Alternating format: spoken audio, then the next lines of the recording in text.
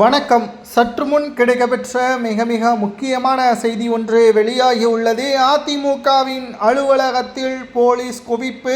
ஒட்டுமொத்த நிர்வாகிகளும் மாவட்ட செயலாளர்களும் சிறு தவறு செய்தாலும் கூட பெரும் வாக்கு வங்கியை இழக்க நேரிடும். தென் மாவட்டங்களில் முழுவதும் கவனத்தை செலுத்தி அதிமுகவை வெற்றியடைய வைப்பதற்கான முயற்சியில் ஈடுபட வேண்டும் என்பதை அழுத்தம் திருத்தமாக பன்னீர்செல்வம் அவர்களுக்கு ஆதரவாக நேற்று நடைபெற்ற மாவட்ட செயலாளர்களது கூட்டத்தின் பொழுது பேசியது. இன்றைக்கு அதிமுகவின் தலைமை அலுவலகத்தில் போலீஸ் பாதுகாப்பு போடக்கூடிய நிலைமை உருவாகியுள்ளது என்றால் எடப்பாடியின் தனிப்பட்ட ஒரு கோபத்திற்காக அதிமுகவை தோல்வியடைய வைக்கவிடக்கூடாது என்பதற்காக மட்டும்தான்.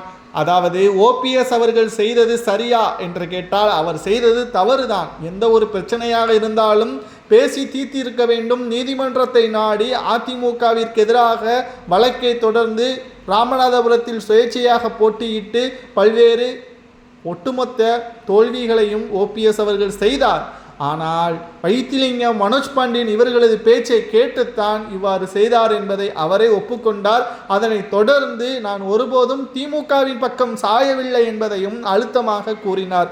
எனக்கு பதவி வேண்டும் என்ற ஒரு ஆசையை இவர்களால் தான் நான் ஏற்பட்டப்பட்டது என்றும், தற்பொழுது எனக்கு பதவி கூட வேண்டாம், அதிமுகவின் ஒரு அங்கமாக நான் இருக்கிறேன் என்பதையும் செய்தியாளர்களது சந்திப்பின் பொழுது கூறினார் ஓபிஎஸ் அவர்கள்.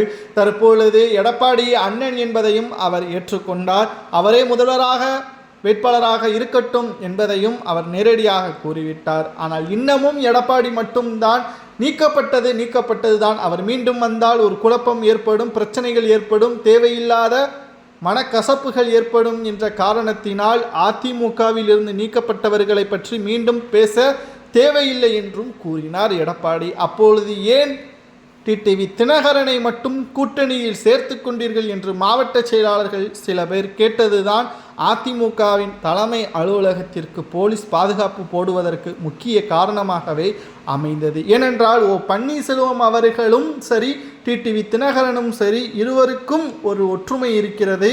இவர்கள் இருவருமே டிடிவி தினகரனை எதிர்த்தவர்கள்தான். ஆனால் இவர்களுக்கிடையே இருக்கக்கூடிய வேறுபாடு, டிடிவி தினகரன் ஒரு கட்சியை ஆரம்பித்து விட்டார். இதனால் எடப்பாடிக்கு எந்த ஒரு பாதிப்பும் கிடையாது. ஆனால் ஓபிஎஸ் அவர்கள் புதிய கட்சியை ஆரம்பிக்கவில்லை.